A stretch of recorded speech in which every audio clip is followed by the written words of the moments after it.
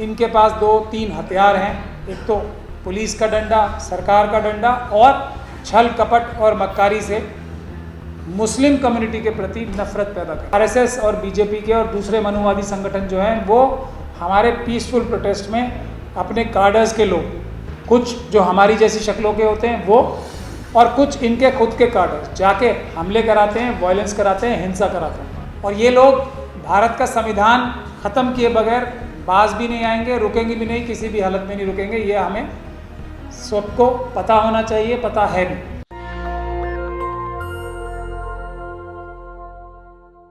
इसको हम सब समझ तो चुके ही हैं।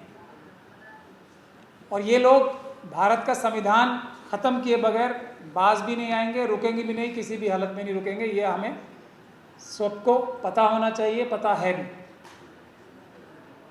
तो इसके लिए इनके पास जो सबसे बड़ा हथियार है जिसको वो इस्तेमाल कर रहे हैं, छल कपट और एक इनका जो सरकारी शक्ति का जो इस्तेमाल है, चाहे वो पुलिस के माध्यम से हो या सरकारी अफसरों के माध्यम से हो, यही इनके पास 2-3 हथियार हैं। एक तो पुलिस का डंडा, सरकार का डंडा और छल कपट और मक्कारी से मुस्लिम कम्युनिटी के प्रति नफरत पैदा करना, और इनके पास कुछ नहीं है। दूसरा, इसके अलावा इसकी आड़ में ये पूरा देश बेच रहे हैं, पूरे देश को बर्बाद कर रहे हैं, लेकिन इससे इनको कोई फ़र्क नहीं पड़ता। आज भी मैं एक रिपोर्ट पढ़ रहा था जिसमें यह बताया गया कि सन 2021 को 2021 को 1,63,000 लोगों ने भारतीय नागरिकता छोड़ी।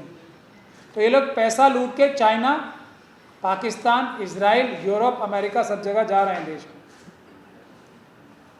लाखों करोड़ रुपए लूट के।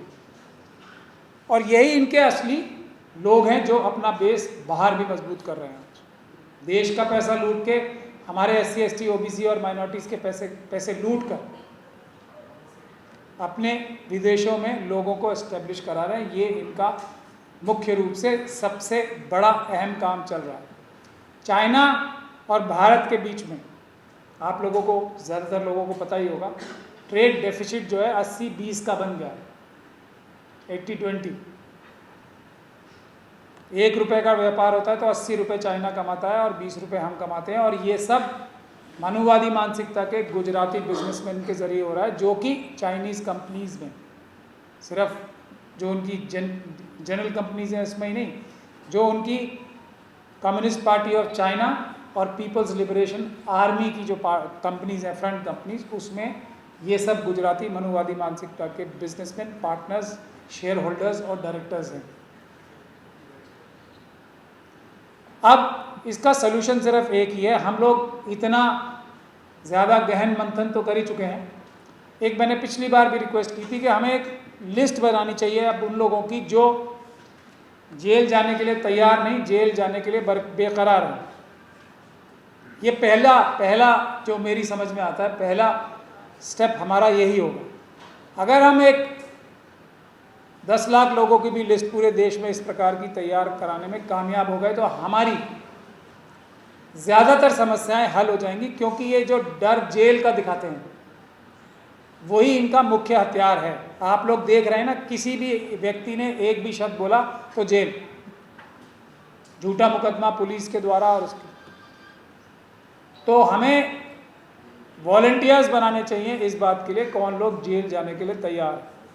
अगर मेरा ऐसा मानना है, मैंने अभी भी कहा, 10 लाख लोगों की लिस्ट अगर सिर्फ तैयार हो जाए तो हमारा बहुत बड़ा काम सारा हल हो जाए। दूसरा, पीसफुल प्रोटेस्ट के लिए भी हम सब लोगों को तैयार होना चाहिए, वॉलंटियर्स होने चाहिए। और अब पीसफुल प्रोटेस्ट में जो एक सबसे बड़ी दिक्कत आ रही है वो ये, और उसके खिलाफ फिर पूरी दुनिया में माहौल बनाते हैं और मुकदमे भी झूठे लगवाते हैं। तो इसके लिए भी हमें तैयार रहना पड़ेगा। पीसफुल प्रोटेस्ट में कैसे प्रोटेस्ट पीसफुल रह पाए, इसके लिए भी हमें हर जगह अपनी टीमें मजबूती के साथ बनानी पड़ेगी। बाकी जनता जो है जागरूक दिन रात ज़्यादा से ज़्यादा होती जा रही है। तीसरी एक अहम चीज़ जो मैं कहना चाहता हूँ वो ये है कि हमारे जो लीडर्स और कायद हैं, बहुत सारे लोगों को ये बात बुरी लगती है, लेकिन सच्चाई यही है कि वो लोग आजकल बुज़दिली यानी कि डरपोक हो गए हैं और बुज़दिली की बीमारी का शिकार हो गए हैं। एक ये हमारी बहुत बड़ी समस्या है। तो लीडर आप लोगों के, हम लोगों के वो होने चाहिए जो जेल जाने के लिए बेकरार हों और वो उस लिस्ट में नाम लिखवाएं, वरना ये फ़ोन, इस पर ट्विटर, सोशल मीडिया, ये सब करने से लीडरी नहीं होगी। उसको लीडर मानना ही नहीं चाहिए। जो सड़क पे रह के लड़ने को तैयार नहीं है वो लीडर नहीं है हमारा। सबसे अहम बात है ये, क्योंकि एक से बढ़कर एक भाषण सब दे सकते हैं और मोदी जी वगैरह और आरएसएस के लोग तो पूरी ट्रेनिंग भी देते हैं। नेशनल स्कूल ऑफ ड्रामा के जो लोग हैं वो भी उनसे मार खा जाएं, तो हम भी लोग जाके सीख सकते हैं कहीं नेशनल स्कूल ऑफ ड्रामा से भाषण देना। तो भाषण देना आवश्यक है ही नहीं।